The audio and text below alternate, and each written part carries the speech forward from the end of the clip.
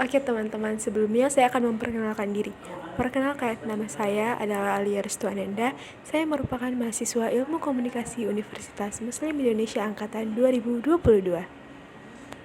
Assalamualaikum warahmatullahi wabarakatuh. Halo teman-teman semua, apa kabar? Saya harap teman-teman sekalian berada dalam keadaan dan kondisi yang sehat.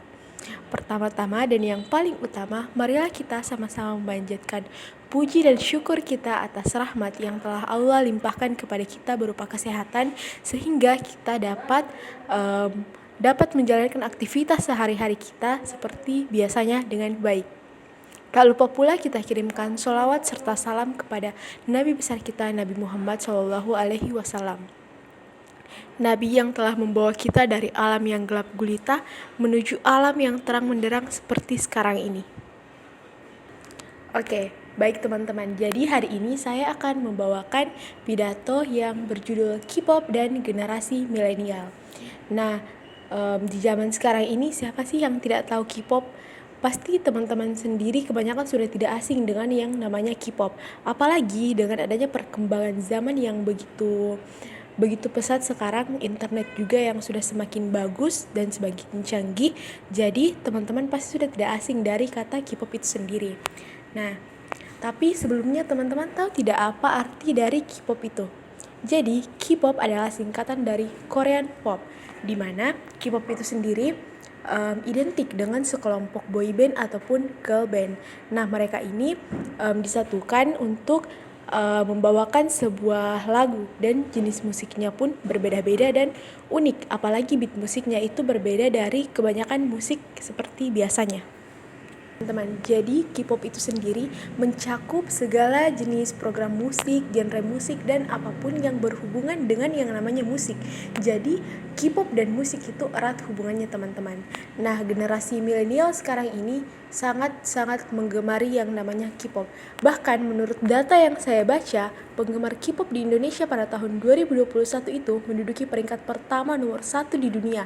Artinya generasi milenial khususnya di Indonesia itu sangat menggemari yang namanya K-pop. Nah, kenapa sih K-pop ini sangat populer di kalangan remaja khususnya di generasi milenial ini? Itu semua dikarenakan marketing K-pop yang sangat luas. Jadi cara mereka mempromosikan K-pop itu sangat luas teman-teman. Contohnya dapat kita lihat sekarang itu sangat banyak idol K-pop yang menjadi brand ambassador produk Indonesia. Kita ambil contoh seperti Blackpink.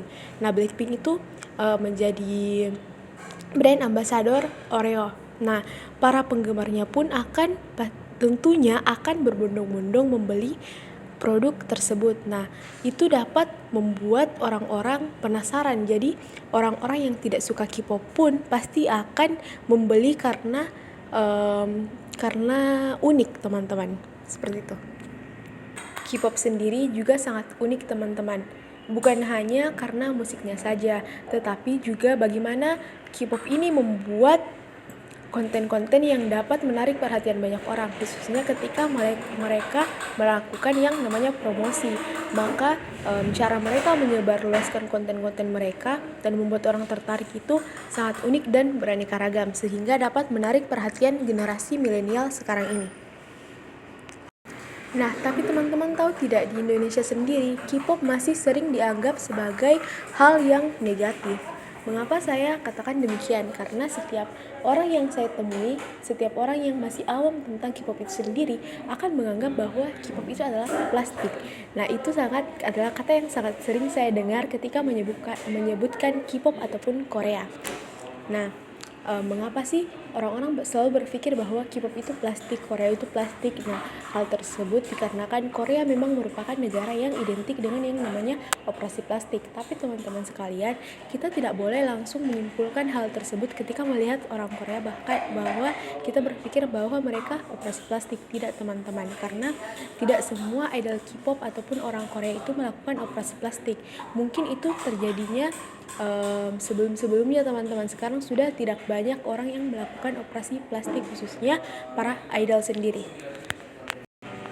Oke teman-teman, jadi kesimpulan saya mengenai materi K-pop dan generasi milenial ini adalah tidak apa-apa ketika kita menyukai sesuatu hal yang berbeda dengan orang lain, tapi kita tidak boleh menghina atau menjudge apapun yang disukai orang lain, karena sesuatu yang menurut kita biasa saja bisa jadi sesuatu itu sangat berarti terhadap orang lain.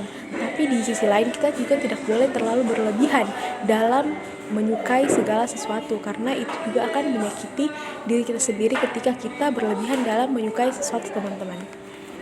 Oke, baik teman-teman. Jadi saran saya untuk pidato kali ini yaitu teman-teman bebas mengekspresikan apapun yang teman-teman mau, selama itu tidak berlebihan dan dalam batas yang wajar.